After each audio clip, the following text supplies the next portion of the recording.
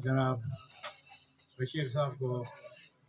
ये आपकी आज़ाद कश्मीर असम्बली के मेंबर हैं और इनके साथ हमारा बहुत गहरा रिश्ता है। ये मेरे वालिद साहब और इनके वालिद साहब, उनकी दोस्ती थी गड़ी दुपट्टा में।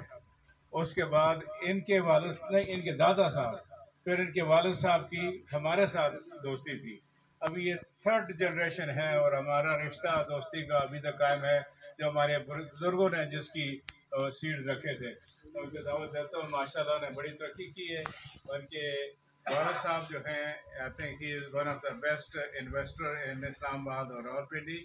और जब कभी आपको बनी गाला जाने का इत्तेफाक हो, स्पेशली इमरान खान के घर नहीं, जो रास्ते में आएंगे तो सबसे पहले बड़ी चीज़ जो आएगी वो आएगी कश्मीर हाउस। कश्मीर अब्बासी हाउस आप देखेंगे तो वो गड़ी क्या बोलते हैं, बनी गाला का जो है लैंडमार्क है वो। तो आप कश्मीर अब्बासी हाउस पे पहुंचते हैं तो वहाँ से पूछते हैं कि यहाँ से किस तरफ जाना है। तो जो भी वहाँ पे जाता है कहते हैं यार कश्मीर अब्बासी हाउस पे, कश्मीर हाउस पे पहुँचो तो वहाँ मैं आपको मिलूँगा।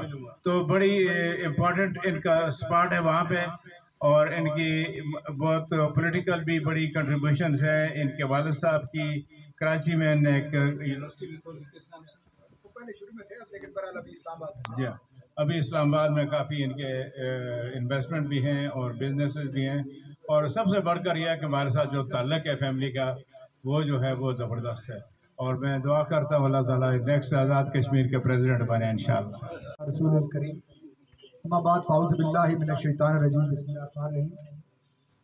मैं सबसे पहले अशरफ भाई साहब को, डॉक्टर अशरफ भाई साहब को, ये जो आज इन्होंने यहाँ पर एक प्रोग्राम जो किया है, इस पर मैंने मुबारकबाद पेश करता हूँ कि इस बिज़ी टाइम में भी इन्होंने अपने लोगों को, अपने दोस्तों को और अपने अजीज़ व कारब को याद किया।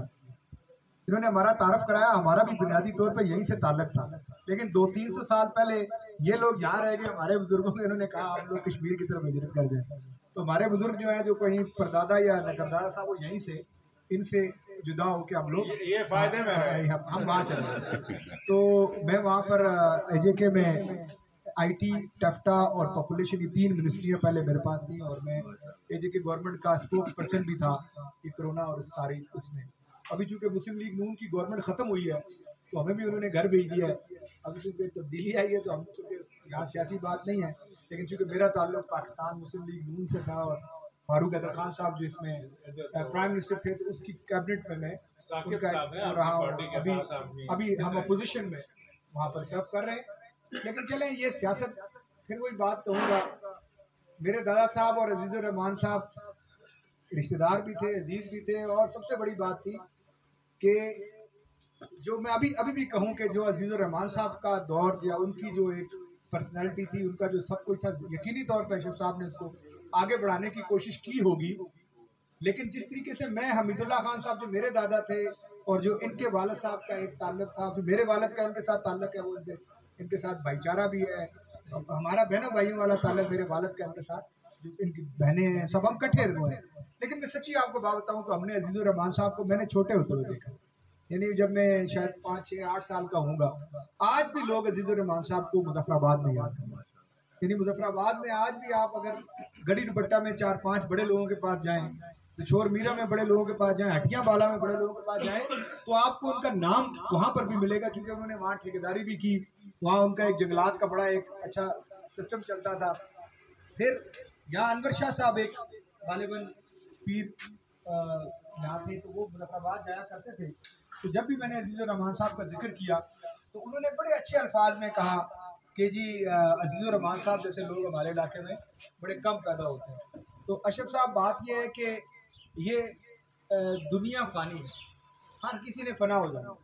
ये तो हम तो दुनिया की बात कर रहे हैं, दरख्त भी फ़ना हो जाएंगे जो जानदार चीज़ें हैं, लेकिन अगर कोई चीज़ रह जाएगी तो वो रह जाएगा आपका वो इखलाक, आपका वो किरदार जिसने दुनिया में ज़िंदा रहना है। आज अगर हम आपके वालिद साहब को याद कर सकते हैं यहाँ बुजुर्ग बैठ के, तो यकीनी तौर पे आने वाले वक्तों में अगर हमने अच्छा काम किया हो तो हमें भी लोग याद करेंगे।